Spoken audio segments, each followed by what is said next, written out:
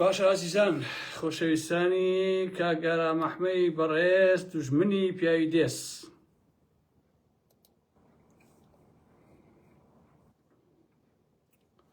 ئەوسینتە هەموو بەڕێزانە کۆ بنەوە دواییش ئەچینە ناو کۆمەڵە قسە و باس خۆشەویستان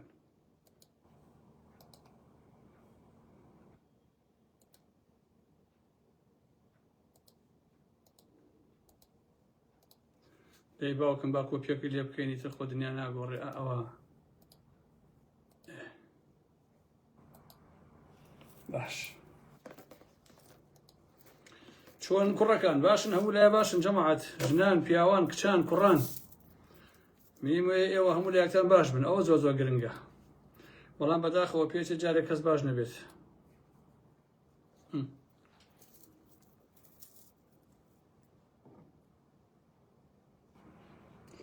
هەروە یەک دوو دەقیقا وەسینتە هەموو بەڕێزان کۆ بنەوە ئەو کاتیش ناو قسە باسەکانەوە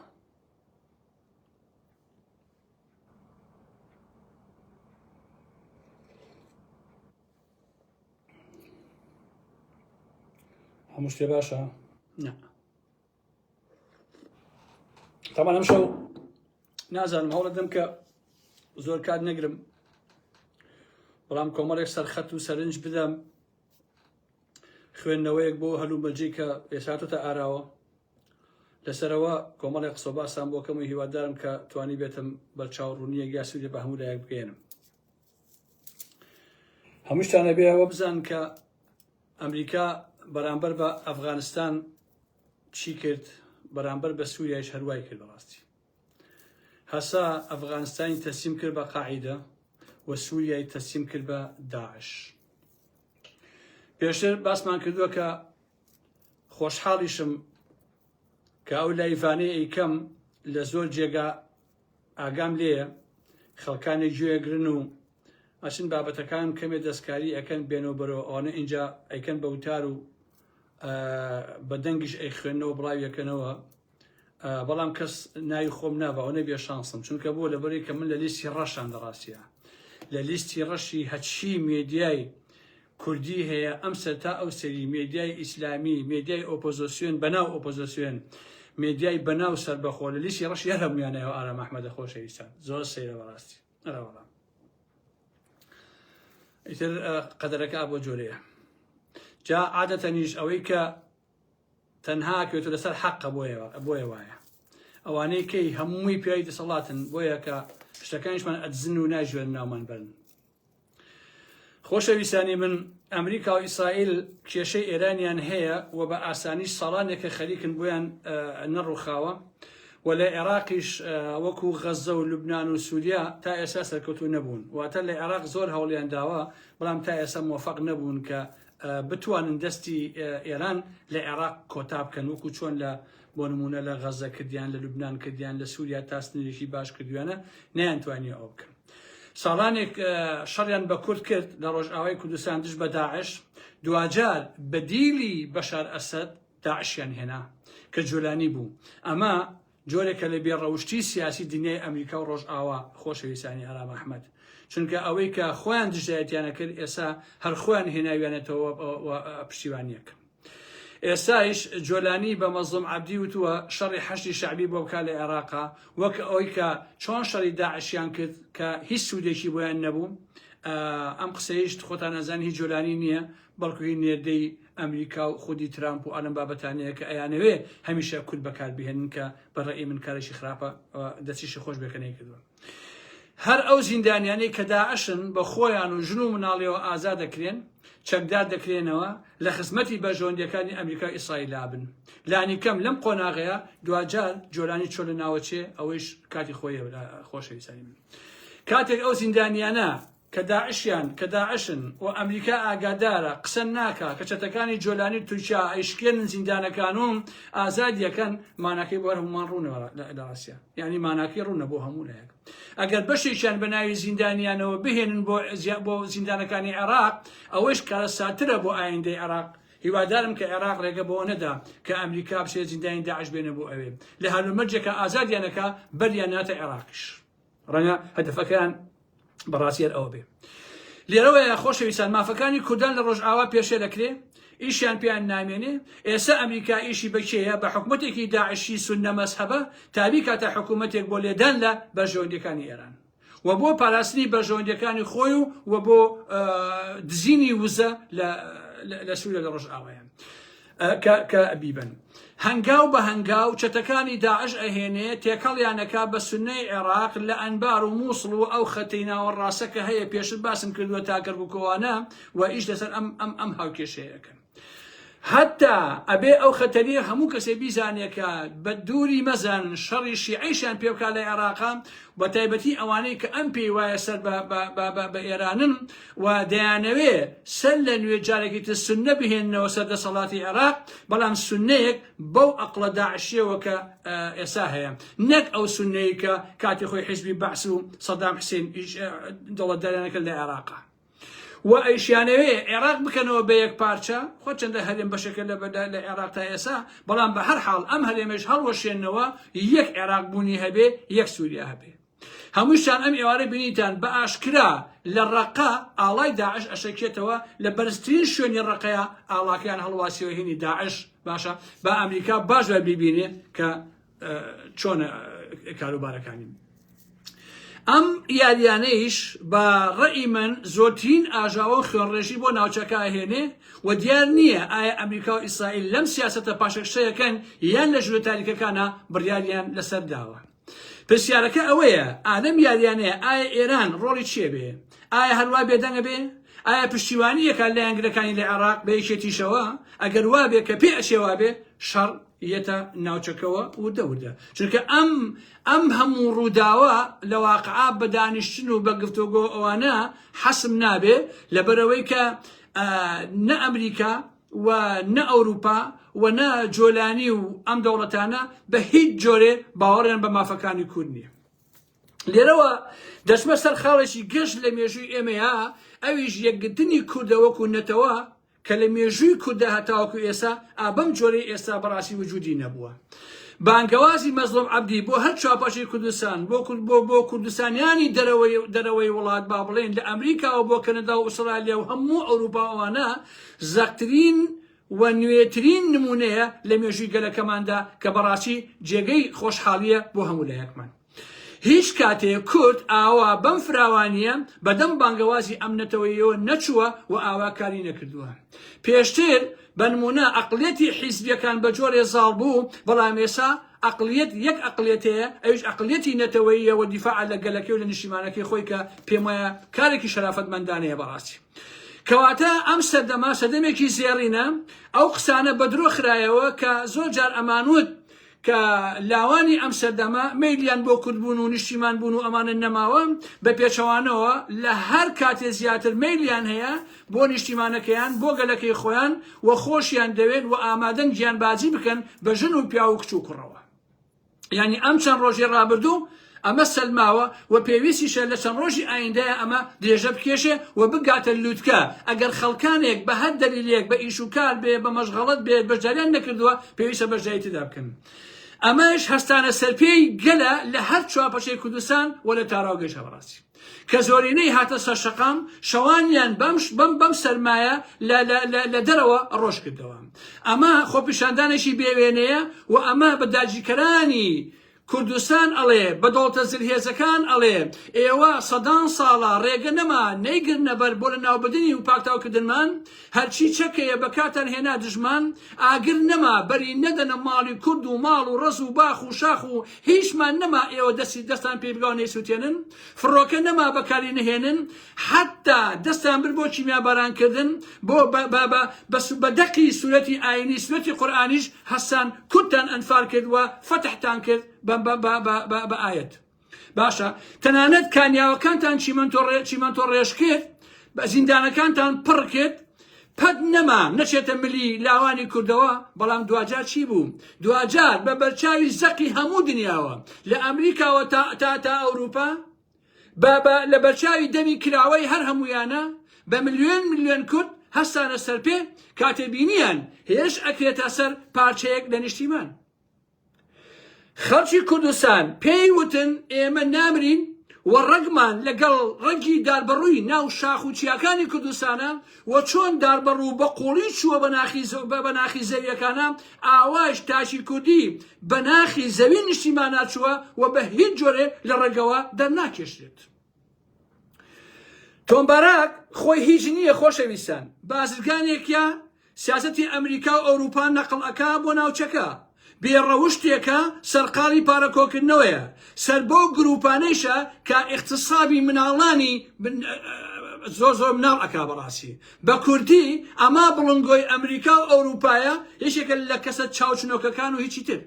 بۆیە ئازیزان ئەمریکا و ئەوروپا ئەمە هەموو کەسێک پێویستە تاشی کورد ئەم ڕاستیە بزانێ، ئەمریکا و ئەوروپا هیچ کاتێ دژی تیرۆر و ئەحزابی ئیسلامی داعشی نین لە حەقیقەتە، وەقەتیش نەبوون، هەمیشە دژی ئەوانە بوون کە نۆکەری خۆیان نەبوون و بەژەوەندەکانی ئەوانیان نەپاراستووە. من سەدان جار ئەم قسەیەم کردەوە وتومە ئەگەر ئازادی خواسترین حیزب لە ڕۆژهاتی ناوەڕاستە وجودی هەبێ بەژەوەندیەکانی ئەمریکا بخاتە خەتەرەوە پێی ئەڵێن تۆریستە، بەڵام ئەگەر داعش بی تۆریست بی بەژەوەندی ئەمریکا و ئیسرائیل بپارێزە تۆ ئەو پەڕی ئازادی خوازی و سەرۆکی ئەمریکا ئاسا بۆ نەکابە بۆ نەیە لە لاملی جۆلانی. باشە دوێنێ داعشیان دروست کرد گوایە دژی ئەوانن هاتن ناوچەکەیان لە خوێن و فرمێسک هەڵکێشە، چەندین ملیۆن خەڵک ئاوارە بوو، بە ملیۆن ئینسانی سووری لە هەموو ناوچەکەیان کوژرا، ناوچەی شەنگاڵ بۆ دەردەچوو کوژراوە بریندار ئەوەی تر کەس حسابی لەسەر ناکە، بازرگانی چەکیان کرد، شار و قەزا و ناحیە نەما وێرانی نەکەن و خەڵتانی خوێنی نەکەن، کوردیان لە ڕۆژ ئاوایە کرد بە گژی داعشاوەکو سوتەمەنی پێیان ئەوتن هاوپەیمان. ئێستا بەرامبەر بە ئێران جۆلانی و داعشیان ئەوێ ئەو هاوپەیمانێتیە کورد و هەسەدا ئەبێن نەمێنێ. ئەمە بەڕاستی جۆرێکە لە فاشزمێکی زۆر سەخیفانە بەمانای کەریمە. ئەمەی چییە؟ لە پێناوی بەژەوەندیەکانی خۆیانە. ئەمان ئەیانەوێ ئەو داعشانەی لە زیندانا بوون و ئازاد بن کە ئازادیش بوون ڕوویان کەنە عێراق و ئێران و شەڕێکی تایفی گەورە بخورقێنن بە بیانی و لێدان لە بەرەی مقاومەی ئێرانی. ترامپ هێندە بێشەرم و بێحەیایە ژێم لە قسەکانیەوە بوو ئەڵێ پارەمان بە کورداوە، ناڵێ ئێمە هاتوین لەو پەڕی دنیاوە تەداخل لە هەموو شتێکە ئەکەین، سامانی ئەم گەلانە بە کوردیشەوە ئەدزین، ناڵێ کوردەکان دژی ترۆر دایان هەزار کشوکوران بە شەیدکردن داوە یە دانیشە باسی پارەیەکە، چونکە بۆ لەبەرەوەی کەسێکە بە شوێن پارەیە و بازرگانێکە باسی. ئەوە تا یەکەم عەقد کە پێشووتر بۆم باسکردن کردیان لە سووریا بۆ ئەوروپایان کرد لەگەڵ کۆمپانیای شێڵ کە کۆمپانیایەکە بۆ وزە بە هەموو بەشەکانیەوە نەوت و غاز و گاز و فڵان و ئەلم بابەتانە یەکەم عەقد لەگەڵ ئەوە شێڵ کردی کە لە ئەوروپایە. باشە واتە ئەوروپا کە ئێستا بێدەنگە بەرامبەر بەو بەربەریەت و هێرشە کە ئەکەیتە سەر کوردەکان مەسەلەکە تاڵانکردنی ئەو وڵاتانەیە لە بەربردنی وزە. ئەوە تا ئەوروپا یەک قسە ناکە. ئەوە تا کوردانی ڕۆژئاوا کە ڕۆژانێک جێگای شانازی ئەوروپا بوونی فەڕەنسا ئاڵمان چۆچۆوارم بابەتانە ئێستا بوون بە دوژمنی بە یەک وشە باسییان ناکەن کە چیان بەسەرهێن، حتا میدیاکانیان یەک قسە لەم بارەیەوە ناکەن، ئەوەندە بێشەرەفن. کاتێکە کورد ئەنفال کرا هەڵەبجەی کیمیاباران کرا هەمان بێدەنگی ئەمریکا و ئەوروپا و سۆزانی ئەوروپیەکان با بڵێن یەک قسەیان لەسەر هەڵەبجە و کیمیابارانکردن و 5,000 خەڵکی هەڵبجەکە شەهید کران و کیمیابار ئەی ناوی چییە ئەنفالەکان و ئەوانە یەک قسەیان نەکرد. ئێسەیش هەمان بێدەنگی بەڕاستی باڵی بەسەر گێشاون. بەڵام ئەم سەردەمە لەگەڵ ساڵی 1970 فەرقەکە کە کوردەکان لە ئەوروپایە زۆرترین ڕۆڵیان بینیوە و ئەبێت زیاتریشی ببین بەڕاستی. بۆیە ئەمە دەرخەری ئەو ڕاستەیە کە ئەمریکا ئەوروپا لە یاریەکەدا یەکن و یەک بەرژەوەندیانەیە. حتا ئەوە تا ئەمڕۆ مەسعود بارزانی کە لە داڤۆس قسەی کرد هەموو قسەکانی سەر وزە بوو، چونکە تێگەیشتووە کە ئەمەیانوێ بەڕاستی ئەمانە کە لە داڤۆس دانیشتوون خۆبی لەسەر مەسەلەی ئازادی و دیموکراسی و مافی مرۆڤ و مەسەلەی ژینگە و ئەمانە ناکەنەوە، هەمووی قسەی قۆڕە، تەنها بیر لەسەر بەژەوەندیەکان ئەکەنەوە کە بەژەوەندی ئابووریە و بەژەوەندی سیاسی دیسان بەژەوەندی ئابووریەکە هێنێتە بوون. بۆ ئەمە دانیشتن باسی. بۆیە مەسعود بارزانی لەسەر ئەو مۆزوع قسەی کرد. هەموو ئەو ئەمریکا ئەوروپا چاویان لە وزە و دژینی سامانی گەلانی ڕۆژهەڵاتی ناوەڕاستە. ئەوان لەسەر خوێن و ئارەقی خەڵکانی ڕۆژهەڵاتی ناوەڕاست ئەم ئەوروپایان دروست کردووە کە ئێستا بە ملیۆن کوردی تێدایە. لەسەر خوێنی ئێمە بڕاستی ئەمانە خۆیان بنیادناوە ئەمریکا ئەوروپا چۆن بیرەکەنەوە بۆ هەمومان ڕوونە ئەوە ئێمەی کە چۆن تەسلیم نابین و تێکۆشان دێژە پێ ئەدەین بۆ یەکگرتوانە بەڕێوەی ئەم دنیاە دەبینەوە تا ددان بۆ دابنێن کە ئێمەش مافمان هەیە نەتەوەیەکی 40-50 ملیۆنین و ئەمانەیە بە ئازادی لەناو خاژی خۆمان نابژین عزیزانی من ئاوا نییە ئەمریکا و ئەوروپا دوور لە ڕووی ئێوە دوور لە ڕووی ئێوە هەر پیساییەکیان خوارد بڵێن تەواو ئەوان سلهێزن و ئێمە هیچمان پێ ناکرێ و هەر بگرین و بکڕۆزێنەوە بلاڕێنەوە چاوەڕوانیکردن لەوان 100 ساڵ ئێمەی بەم دەردە بردووە لە پێشووی ئەم 100 ساڵی ڕابردووە هەروە بووە لە حقیقەتە باش نییە هەمیشە پاڵمان پێوە داون دوای ئێمەیان فرۆشتووە تا ئێستا فەلسەفەی بناغەیی مەزلوم عەبدی و پێیەدا واتە کوردانی ڕۆژئاوا ئەوەیە کە ڕازی نەبوون بە داواکانی جۆرانی و تۆمبارەک ئەمە یەکێکە لە خاڵی وەرچەرخانە لە مێژووی ئێمەدا لە مێژووی کووردا ئەمە جۆرێکە لە ڕادیکاڵیەتی جدی کە ئامادە نییە سەرشۆڕ بکە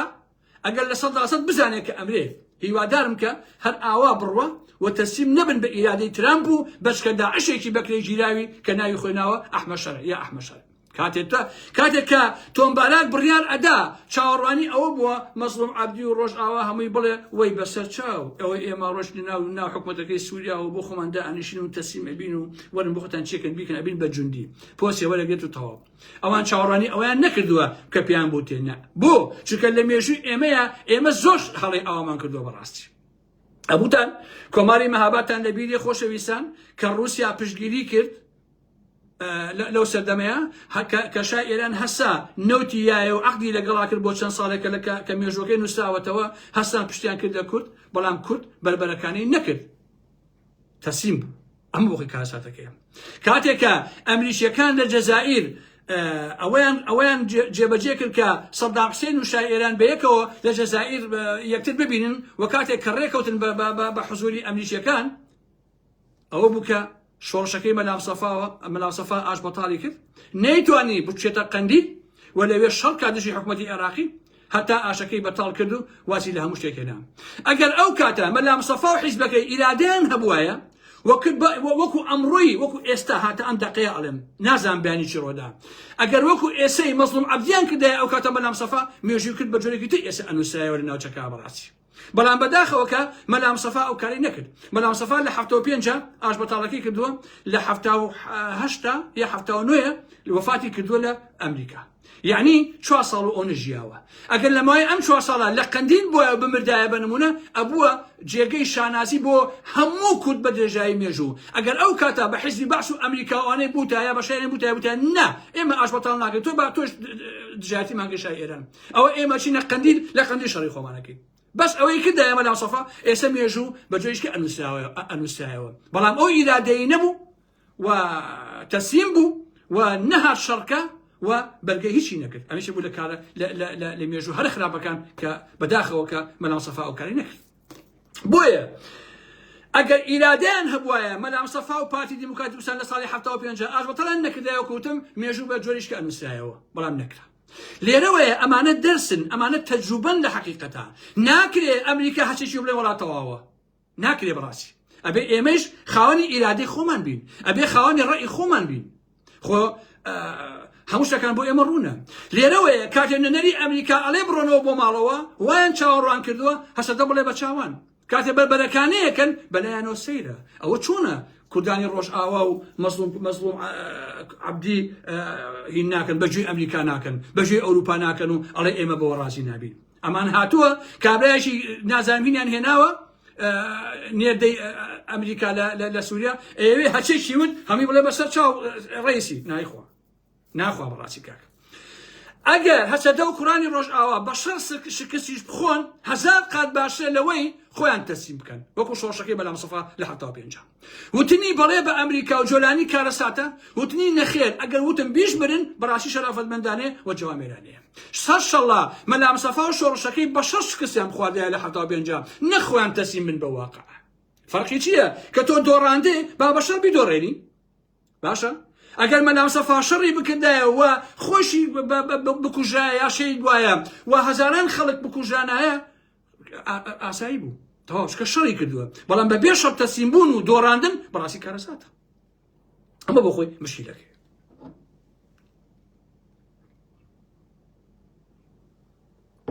تۆ ئەگەر ژێردەستە بیت و تەسلیمیان نەبی هەر ئاوارەی چەوسانەوە کوشتن سێدارەیە یاخیش بیت هەروایە کەواتە بۆچی یاخی نەبین بەڕاستی بۆچی یاخی نەبین لە سیاسەتی ئەمریکا و هاوپەیمانەکانیشە چیەکەن بۆ نمونە ئەوەی کە نەیان کردووە 100 ساڵە چییە بەڕاستی کە نەیان کردووە چیەک نەیان کردووە کیمیاباران ئەڵێ ئەنفال ئەڵێ باکووری کوردستان زمان دایک بە زمانی کوردی قسە نەکا ناوی مناڵەکەی بە کوردی نەنێ هیچ شتێک نەماوە ئەم چوار دەوڵەتە بەرامبەر بە کورد نەیکەن یعنی هەرچی شتێک کردویانە بەڕاستی ئەگەر بۆیان بکرایە بە یەک جار ئاوا ئەگەر کورد چۆلەکەیەک وایە ئەوە ملیان هەڵێکێشا کۆتیان پێ هێنا یعنی بۆیان نەکراوە کە ئێستا ئێمە ماوینێتەوە بەڕاستی باشە یعنی پرسیارەکە ئەوەیە کاکەی نەتەوەیەکی 40-50 ملیۆنی بە زۆرە ملێ دەبەسن بە وڵاتانەوە تاکە ئەمە پرسیارەکە هەرتاشی کورد ئەبێت لە خۆی بیکە ئەگەر شەرافەت بن بەڕاستی بۆ ئەبێ ئێمە بەوە ڕازی ببین باشە 100 دانە ساڵە ئێمە ڕازین هەر ئەچۆسینەوە هەر ئەمان کوژن وەکو وتم هەر ئەنفالەکەین هیچیش نەماوە کە دژمان نیکەن بۆچی جارێ ئێمە کۆ نەبینەوە دەوری وەکو نەتەوەیەک بەمانە بڵێن نە باشە نا بۆ یەکێتی خاکی سووریا باشە بەڵێ بۆ دەسەڵاتێکی خۆماڵی کوردی لەسەر زەویەکانی خۆمان لە ڕۆژئاوای کوردستانە ئەمە مافێکی سەرەتایی هەر ئینسان و هەر گەلێکە خۆ ئەمە بفەنیە بەڕاستی بۆچی ئەبێ ئێمە بەوە ڕازی ببین و پێمان وابێ ژێردەستەیی ئێمە حتمیە و ئێمە بێچارەین و ئەبێ ئیلا لەگەڵ سووریایە بژین و ئەبێ احترامی یەکپارچەی خاکی سووریا و عێراق و ئێران و تورکیا بگرین کاکە باجارێ هاوارکەین نا بۆ یەکپارچەی خاکی سووریا بۆچی نابێ بۆچی ئەبێ ئێمە شەرم لە ئەمریکا و ئەوروپا و ئەرەم بابەتانە بکەین لوکسەمبورگ لە پەنای منایە خۆشەویستە 700 تا 750 هەزار کەسی تیاژی یەک وڵاتی سەر بەخۆیە بۆ خۆی باشە بۆ لەولا بەلجیکاوە وڵاتێکی وەکو لوکسەمبورگ بە 700,000 کەسەوە سەر بەخۆ بێ بەڵام بۆچی کورد بە 50 ملیۆنەوە نەڵێ من ئەم سەر بەخۆی مەوێ نەڵێ من ئەمەوێ ئەو بکەم دەکاتێکە ئێمە 100 ساڵ تاقیەکەنەوە برایەتی گەلان و بەیەکەوە ژیان درۆکن لەگەڵ ئێمە ناژین لێرەوەیە کاتێ مەزلوم بە جۆلانی دەڵێ ڕازی نیم بە ئەمریکا و ئەوروپا ئەڵێ ڕازی نیم ئەمە خاڵی وەچەرخانە مێژوویەکەیە لە خۆشەویستانی ئارام ئەحمەد نەک وەکو مەسعود بازانی هەر پاسی یەکپارچەی خاکی سووریا هەکات ئەویش هەر بە هەمان شت بووە بە عەلی قەراخی ڕیشخەنەیەوە باشە هەرچی زێراب هەیە بە یەکپارچەی خاکی سووریا باشە تەو ئەوە ئاپۆی ساڵە 2 ساڵە خەریکە هەمومان پشتیوانیمان لێ کرد بۆی ئاشتی بێتەتی ئەردۆغان و تورکیا ئاشتی ناکە لەگەڵ میلەتی ئێمەیە کاکە 1 سانتیمەتر لە ماوەی ئەم ساڵەیە تورکیا هەنگاوی نەناوە بۆ چاسەگەری کێشەی کورد لە باکووری کوردستانە ئەوە تا بە هەموو توانەوە ئەوێ پێدە هەسەدە و پێدە کورد لە ڕۆژئاوان نەهێڵێ ئەردۆغان باشە ئەو قافی دیمەشق فتوایەکی داوە بۆ کوشتنی کورد هەمان بەزمەکەی سەدام و ئەردۆغان ئاەتەکەی هێندە ئینسان سنەتی ئەنفالی هێناوەتەوە بە سنەتی ئەنفال و ئەمە باشە لێرەوە ئەگەر میلەتی کورد ڕازی بێ کە دڵنیام ڕازیە بە نوێنەرایەتی کورد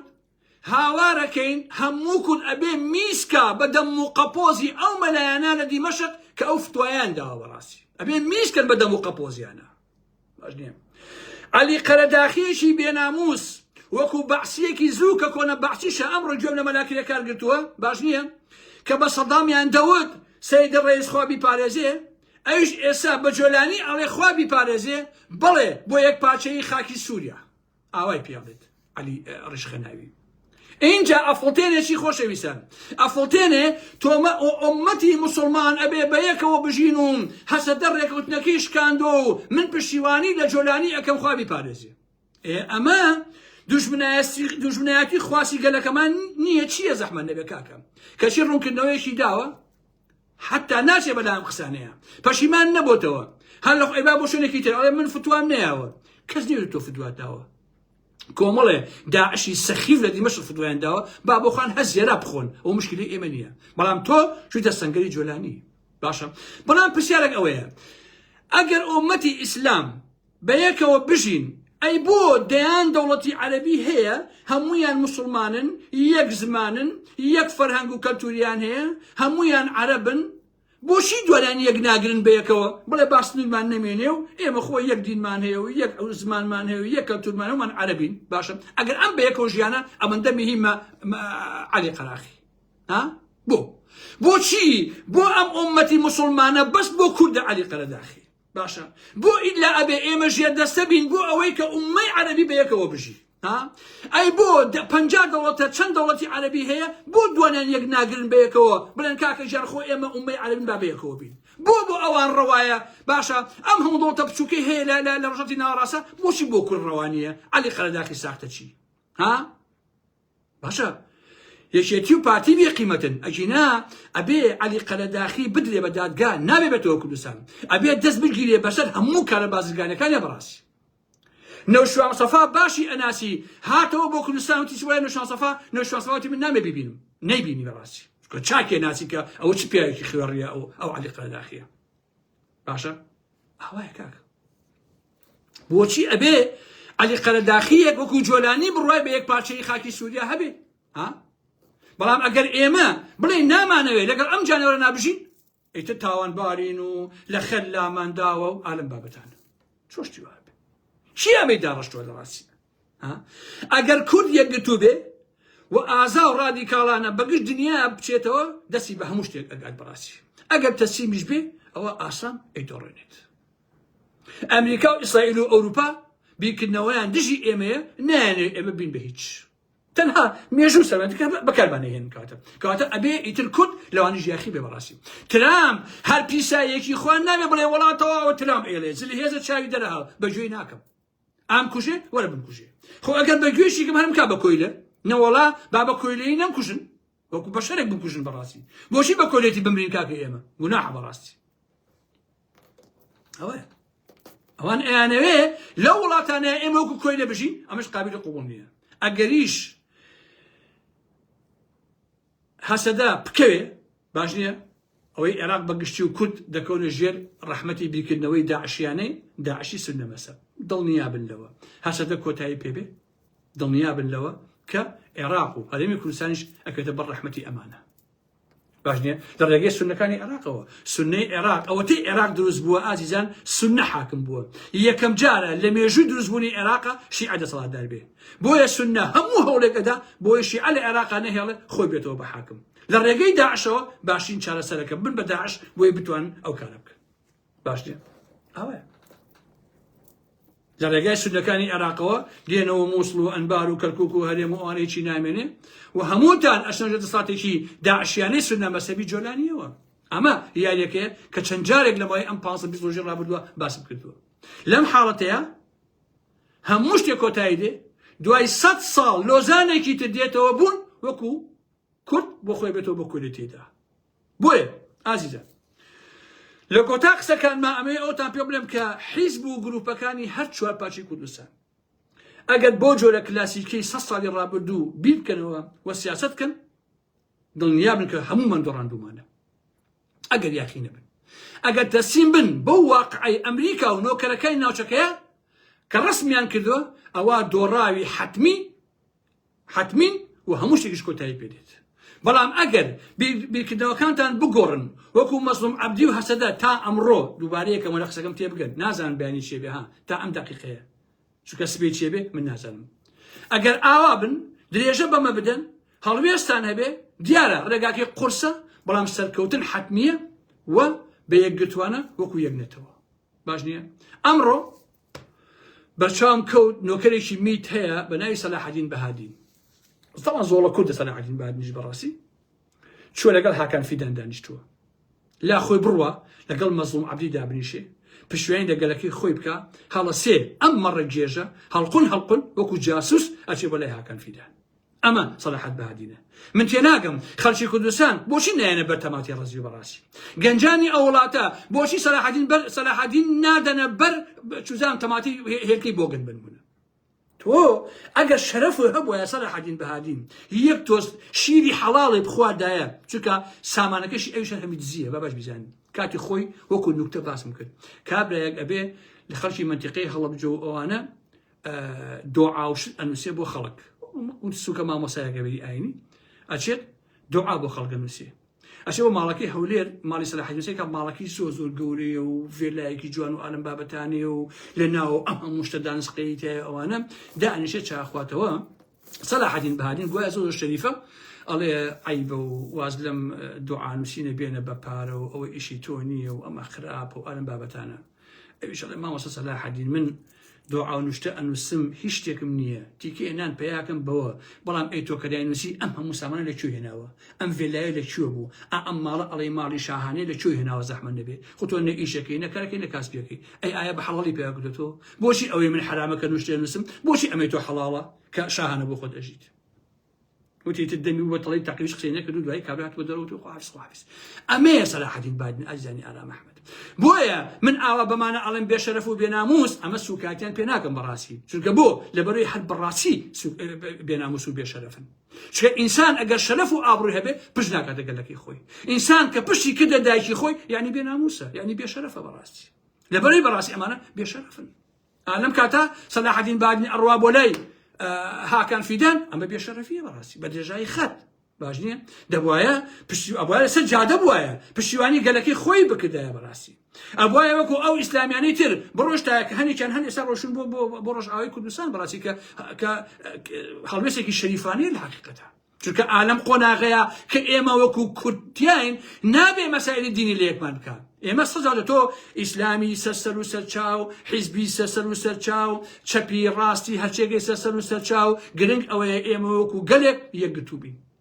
باش نییە بەرامبەر بەشی بەرامبەر بە دوژمنانی کورد ئەمە ئەسی مۆزوعەکە بۆیە ئێمە بەداخەوە هەمیشە مەلای خەتێمان هەیە باش نییە مەلای خەتێ ئەو ڕۆژە بلادێ نووسیبی لە کۆمنتێکا کاگەڕە مەلای خەتێکیە خەتێ پێم وایە گوندێکە لە منتیقی خۆشناوەتی کاتێککە عوسمانیەکان هێرش ئەکەن بۆ باشووری کوردستان لەو قۆناغەیە ئەمیش وەکو خائینی وەکو سەلاح الدین بەهادی ئەڵێ عوسمانیەکان موسڵمانن هەر کەسێ دژایەتی عوسمانی بکات چەک هەڵبێ دژێت تەلاقێکەوێ خەڵک فتوای مەلای خەتێ دوای فتواکەی ئەوەکەوێت و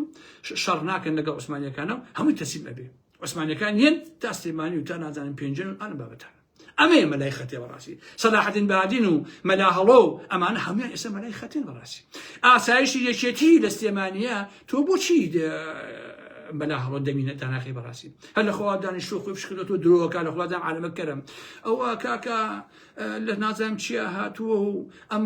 جۆلانی ئەبێ نازانم چی بێت و ئەبێ وانێرا بێت و ئەمە دەرەکەوێت و قسە بۆچی تۆ تەواوی تۆ خەڵک بە کەرە زانی کاکە و لاژە لە چی هەر لە خۆتەوە باشە نازانم ئەوە حەزەتی نازانم کێوایی وت و ئەمە چەند قسانە بۆ چیەکەی تۆ کە تۆ تەواوی بەڕاستی باسی چیەکەی تۆ ئەسڵەن تو باشی چیەکەی چی من نیو ساعت جملە قسەکەی تۆ هەر نازانم تۆ باشیشێکی کاکە بە ناموسم ئەو قسانەی تۆ لەم ئەوروپایەیە ئەوروپیەک بیکە خەڵک جرتی بۆ لێ کاکە تۆ باسی چیەکەی تازە تۆی باسی ئەوم بۆکەی کاتی خۆی نەنکم باسی کرد وەڵا نازانم کەری کوێت ئەبێ پشقلەکەی نازانم چۆ ئەبێ بە خورما ئەوی بیخوا کافرێ بێت و نازانم محەمەی مەهدی وایە و هاتوو خەریکە لە جۆلانی محەمەی مەهدیە قسانەت باسی چیەکەی تۆ کاکە يعني تو بيد وايا بهال براسي بيد وايا جيلي امره او احمقه جلو قصه قران تو بقى بلا هلو ها خل جرتي بولي خل بير راي بلا براسي قصه قران شيء برو بلا بس ماكي خوتو كاود لدوا ابو غوشمي على بيشو ابو غوشم بقول تو خليكي فسادي باخلاقي كاكا او قصاني كتوي كبويا او نزمان لوسي بوجن بويش ندوات انا كاكا او نزمان لوسن باشنيه تو امي كاكا جمال نقصه كانتو بتشنف فاسدي كاكا جمال ليه بلا باشه لدوا بو گوشم بخوم یا لپیشو بو گوشم ممکن والکم یا نازم سنی والکم قشی والکم تو چیزا چون الرویه تو قساقی براسي كاكا كابلاكي فاسد ها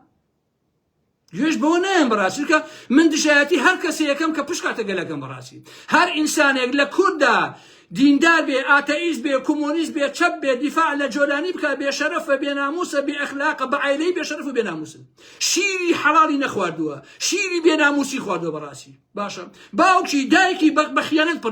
گوریان کردوه بابن معرف فاسد بون پروردگی سخیف و براسی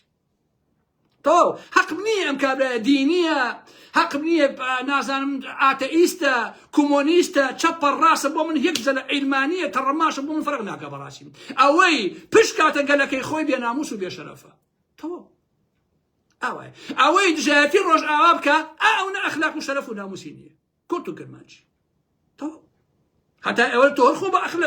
بەخەوان ئەخلاق بزانە بەڵام نیتە لە منی وەرگرن باشە ناسم ئەوە ئەمریکا تورکیا وەکو هاوپەیمانێکی ناتۆ ڕازی بکە چی بوێ بۆ یەکا بەڕاستی باشە تاکەی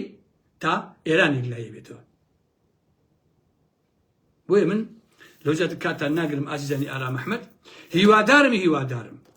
گەلی کورد وەکو ئەم دووسێ ڕۆژە باشتر لەم دووسێ ڕۆژە بۆی کە تا لوتکە بڕوا ئەوای یەکگرتوانە باش نییە کە هەمومان هاوخوێنی یەکین لەم ئەم مێژووە کە ئێستا ئاوا وێنا کراوە ئاوا بەردەوام بین بۆی بگەین بە ئامانجا نیشتیمانی و ئامانجە نەتەوە یەکەمە بەڕاستی بۆی ئێمەش 50 ملیۆنین وەکو ئادی ناو دڕک و داڵ نەبین و بتوانین وەکو بەشەر بژین بەڕاستی باش نییە حتا خودی مەسعود بازانی پاڤڵ تاڵەبانی چۆکێ ئەبێ بیر لەوەکەنەوە لە حقیقەتا حیزبی دموکرات کۆمەڵەکان ئەم لا ئەولان ئەبێ بیر لەوەکەنەوە کە ئەبێ نابڵێن بەمانە بەڕاستی ئەبێ پێداگر بن لەسەر ئەوەی کە ئێمە نەتەوەیەشین مافمان هەیە کە بە ئازادی بژین نابینە کۆیلەی بێ ئەخلاقیشی وەکو جۆلانی بەڕاستی نابین کەواتە بژی کورد بژی کوردستان ئازادی بۆ گەلی کورد ئەمە لە هەموو شتێک گرنگترە منتر بەخواتان ئەسپێرم ئازیزانی ئارام ئەحمەد خواتان لەگەڵ شەو شۆگاتان خۆش بێ قوربانی ئێوە بەخێرچن